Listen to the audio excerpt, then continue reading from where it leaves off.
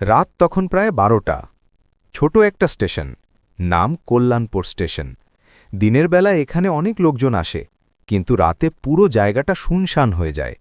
শুধু বাতাসের হাহাকার আর দূরে কুকুরের ডাক শোনা যায়। রাহাত নামের এক যুবক প্রতিদিন অফিস থেকে দেরি করে ফেরে। সেদিনও সে শেষ ট্রেন ধরতে স্টেশনে আসে। প্ল্যাটফর্মে একটাও মানুষ নেই, শুধু লাইটগুলো টিম টিম করে জ্বলছে। হঠাৎ সে দেখতে পেল দূর থেকে এক বৃদ্ধ লোক বেঞ্চে বসে আছেন।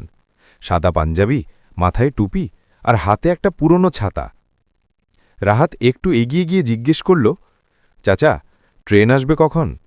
বৃদ্ধ লোকটা ধীরে ধীরে বলল, এই ট্রেনটা আসবে না, আজ নয়।